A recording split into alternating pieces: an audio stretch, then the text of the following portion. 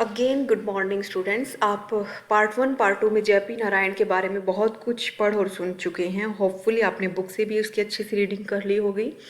जयप्रकाश नारायण के राजनीतिक विचार पार्ट 2 में हमने शुरू की थी, जिसमें जो हम 7 पॉइंट कर चुके हैं। ख़ासतौर पर जो भारतीय लोकतंत्र की आलोचना वो करते हैं वो बहुत ही इम्पोर्टेंट पॉइंट है, क्योंकि वो आगे आने वाले आपका जो सर्वोदय है और दलहीन लोकतंत्र की जो वो बात करते हैं, 16 नंबर के क्वेश्चन है दोनों, उसमें बहुत इंपॉर्टेंट भूमिका निभाएंगे।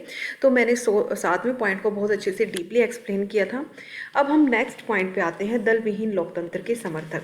ये बहुत ही इंपॉर्टेंट पॉइंट है, जिसमें जयप्रकाश नारायण जो है एक ऐसे लोकतंत्र की बात करते हैं जो दल विहीन होना चाहिए, यानी कि दल से रहित, जहाँ पर दल की कोई भूमिका ही ना हो। दल मतलब पॉलिटिकल पार्टीज जो होती हैं वो ना हो। उनका मानना है कि भारतीय लोकतंत्र ऐसा होना चाहिए जिसमें दल बिल्कुल भी काम ना करें। इसकी वजह क्या है? उनको लगता है कि जो राजनीतिक दल होते हैं उनकी जो कार्यशैली है वो बहुत ही निराशाजनक है। उनका विचार था कि जो आधुनिक लोकतंत्र है उसमें राजनीतिक दलों की भूमिका इतनी अधिक महत्वपूर्ण बन गई है कि लोकतंत्र वास्तव में अब दलतंत्र लगने लगा है, यानी कि लोकतंत्र रहा ही नहीं। इतनी पॉलिटिकल पार्टीज हैं इसमें कि अब ये दलतंत्र लगने लगा है। आगे चलकर वो कहते हैं कि जो ये दल विहीन लोकतंत्र है ये गांव से ही शुरू हो जाना चाहिए। गांव में ही जो है पॉलिटिकल पार्टीज का बहिष्कार हो जाना चाहिए और पॉलिटिकल पार्टीज होनी ही नहीं चाहिए। लोकतंत्र का ढांचा इस प्रकार से होना चाहिए कि सबसे पहले गांव के स्तर पर एक जनता सर्वसहमति से अपने सर्वोत्तम सेवकों को मनोनीत करे, यानी कि चुने। ऐसे सेवक क्या करेंगे आगे जाकर? जो ग्राम पंचायत होगी, या जिसे जो है पहले स्तर पर जयप्रकाश नारायण कहते हैं ग्राम मंडल, उनका निर्माण करेंगे। पहले सबसे पहले क्या कहते हैं कि पार्टी सिस्टम को कैसे खत्म किया जा सकता है कि पहले स्तर पर तो आप सर्वोत्तम सेवकों को चुने गाँव में। उसके बाद क्या है, दूसरे स्तर पर चलते हैं, जहाँ पर क्या होगा, ग्राम पंचायतें जो हैं ग्राम पंचायतों ग्राम मंडलों का निर्माण किया जाएगा, जहाँ पर ये जो सेवक हैं ये अपनी महत्वपूर्ण भूमिका निभाएंगे। ये इनके द्वारा ग्राम पंचायतों मंडलों का निर्माण होगा। फिर वो तीसरे स्तर की बात कहते हैं कि प्रत्येक ग्राम मंडल में गांव के प्रत्येक परिवार का एक सदस्य जरूर होगा, और ये ग्राम पंचायतें या जो मंडल हैं आगे जाकर थाना पंचायत के सदस्यों को सर्वसम्मति से यानी सहमति से चुनाव करेगी। यानी कि ये ही जो ग्राम मंडल के सदस्य होंगे ये आगे जाके जो तीसरे स्तर पर थाना पंचायत है उनके जो है चुनाव करेंगे उनके सदस्यों का।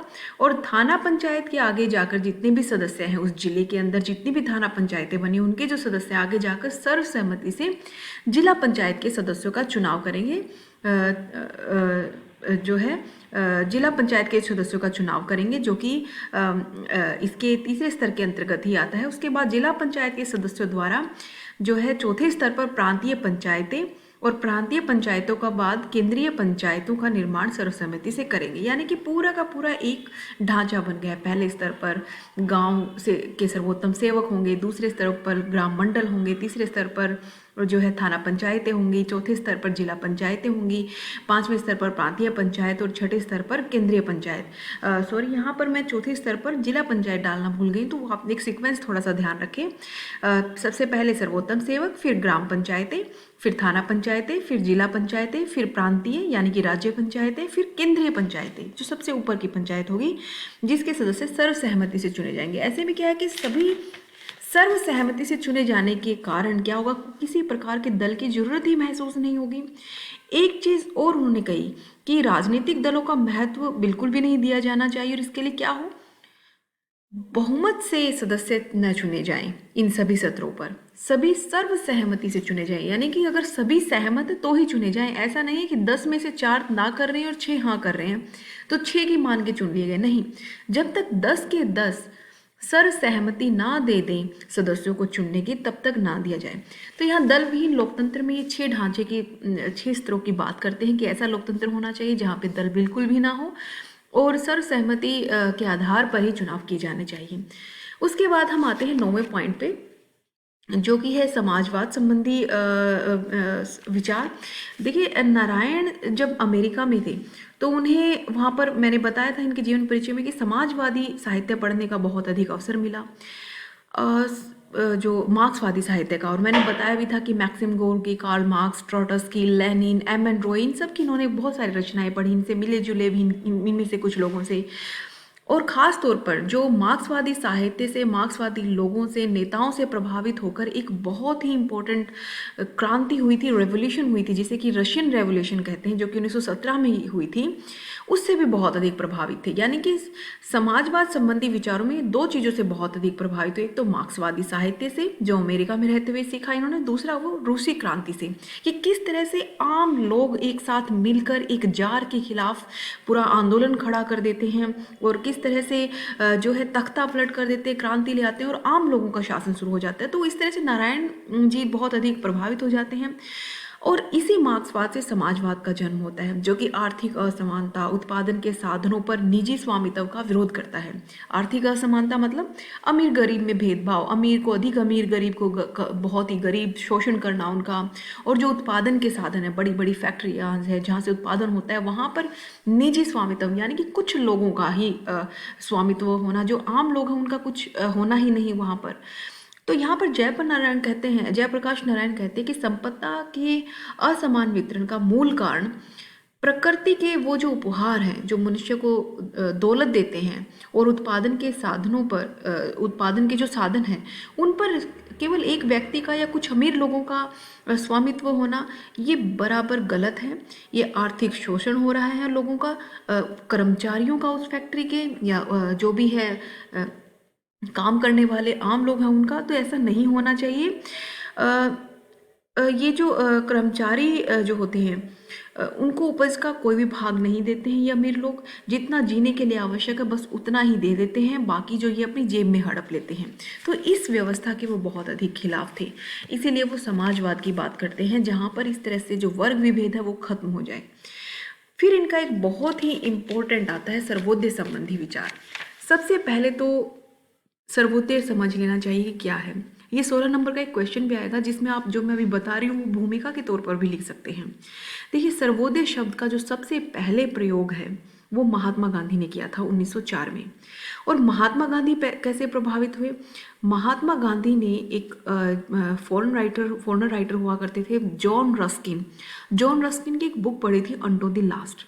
उस बुक को पढ़ने के बाद, वो थी तो इंग्लिश में, लेकिन महात्मा गांधी ने उससे इतने प्रभावित हुए कि उन्होंने उसको गुजराती भाषा में अनुवाद करके सर्वोदय के नाम से पब्लिश करवा दिया। तो बहुत अधिक फेमस हो गई थी सर्वोदय के नाम से। तो सर्वोदय का जो अर्थ गांधी जी ने लिया था वो था सभी का कल्याण होना। गांधी जी ने वर्तमान विश्व की सामाजिक व आर्थिक बुराइयों को हल करने के लिए सर्वोदय को सर्वोत्तम माना। और सर्वोदय क्या था? सबका उदय, सबका विकास, निचले स्तर तक कोई भी एक छूट ना जाए, ऊपर से लेकर नीचे तक सभी व्यक्तियों का विकास होना, यही सर्वोदय है। गांधी जी के बाद इस जो है वस्तु को आगे लेकर जाते हैं विनोबा भावे। विनोबा भावे सर्वोदय के सिद्धांत को हकीकत में लाने का प्रयास करते हैं, और वो समाज में सुधारों के तौर पर समाज में उतर जाते हैं सर्वोदय को लाने के लिए। और वो सर्वोदय को जो है 3 भागों में करते हैं कि सर्वोदय अगर आप समाज में लाना चाहते हो, सभी का उदय करना चाहते हो, सभी का विकास करना चाहते हो, तो आप भूदान करें, आप भूदान करें, आप ग्राम दान करें, आप संपत्ति दान करें। इन तीनों में से आपको जो भी दान लगता है कि करना चाहिए वो आप करें, ताकि सर्वोदय को लाया जा सके। इस चीज़ के साथ विनोबा भावे काम कर रहे थे। जैसा कि मैं जीवन परिचय में आपको बता भी चुकी हूँ कि जयप्रकाश नारायण बहुत अधिक दुखी हो चुके थे राजनीतिक स्थिति से, एक दल की सत्ता से, एक व्यक्ति विशेष के पास अधिक से अधिक केंद्रीकरण होने की वजह से शक्ति का। तो वो संन्यास ले लेते हैं 1954 में, और वो इस सर्वोदय आंदोलन से जुड़ जाते हैं 1954 में, और 20 वर्षों तक इसके साथ लगे रहते हैं।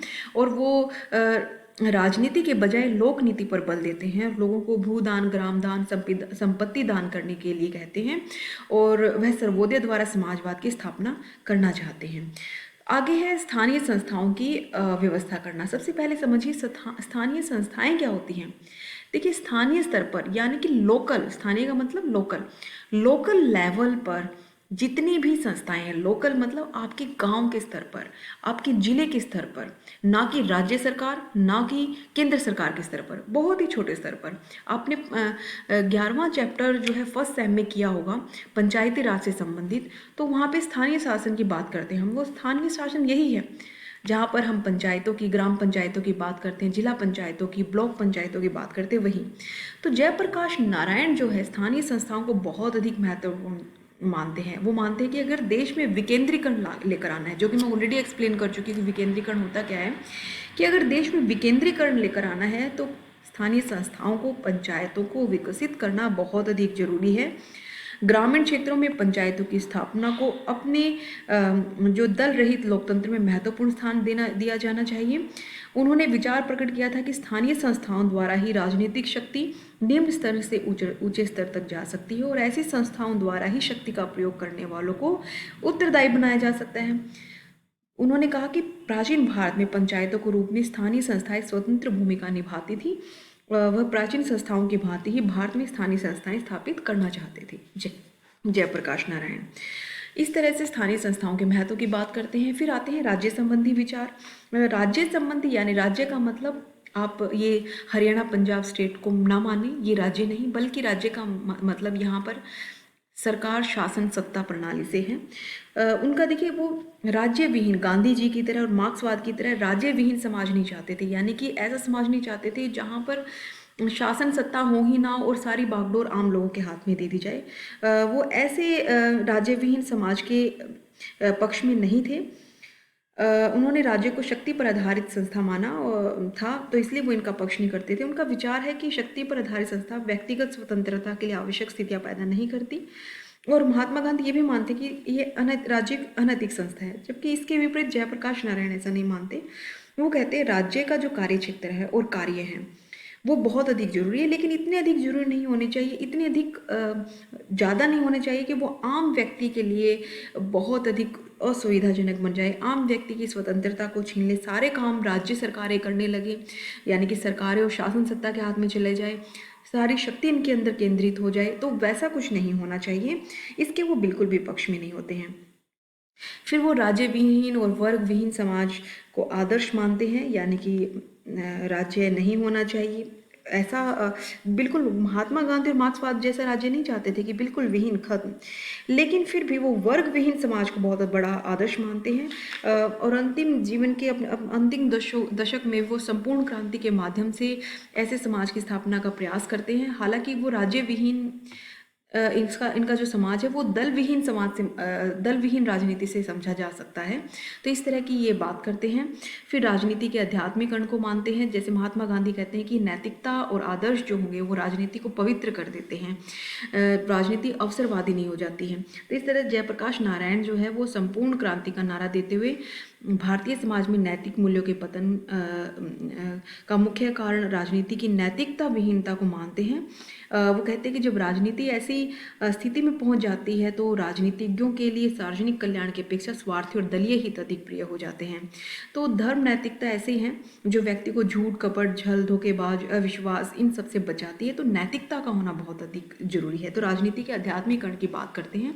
और 15वां मोस्ट इंपॉर्टेंट पॉइंट है संपूर्ण क्रांति, जो कि हम 16 नंबर का क्वेश्चन भी करने वाले हैं। ये है संपूर्ण क्रांति में आपको 7 क्रांतियाँ ये बिल्कुल टिप्स पर याद होनी चाहिए। ये 7 क्रांतियाँ ही हम आगे जाके एक्सप्लेन करेंगे। अभी के लिए इस पॉइंट में सिर्फ आप इतना ही समझिए कि नैतिक आध्यात्मिक क्रांति, फिर विचारात्मक बौद्धिक क्रांति, फिर सांस्कृतिक क्रांति, फिर सामाजिक क्रांति, फिर शैक्षणिक, राजनीतिक, आर्थिक क्रांति। इन 7 क्रांतियों के समूह को वो संपूर्ण क्रांति, टोटल रेवोल्यूशन की बात करते हैं। और कई बार एमसीक्यू में पूछा भी गया है, इनमें से 3 के नाम दे देंगे, एक का नहीं देंगे और कहेंगे निम्न में से कौन सा संपूर्ण क्रांति का हिस्सा नहीं है। या फिर सीधा ये पूछ रहे थे कि टोटल रेवोल्यूशन या संपूर्ण क्रांति का जो कंसेप्ट है, अवधारणा है, उसके जन्मदाता कौन थे? जयप्रकाश नारायण। तो इस तरह के एमसीक्यू इसमें से पूछे जा सकते हैं। तो ये 7 के 7 रेवोल्यूशन आप अच्छे से टिप्स पे याद कर लें, आगे जाकर हम ये 16 नंबर का क्वेश्चन भी करने वाले हैं। तो इस तरह से जो आपके राजनीतिक विचार पूरे हो जाते हैं। हमने यहाँ से शुरू किया था, जो कि मैं already explain first part 2 video में कर चुकी हूँ। और उसके बाद ये आज ये चौथा नेक्स्ट 15 पॉइंट हो चुके हैं। तो इससे आपका जो राजनीतिक विचार संबंधी जो 16 नंबर का क्वेश्चन है वो फिनिश हो जाता है। तो इस तरह से आप इसके नोट्स भी बना लीजिए और कंक्लूजन भी इसका जरूर लिखिए। भूमिका लिखेंगे, फिर उसके बाद 2 परिभाषाएं जो मैंने बताई थी, जो रचना है वो लिखेंगे, और उसके बाद ये सारे पॉइंट्स आप एक्सप्लेन कर सकते हैं। Thanks for that.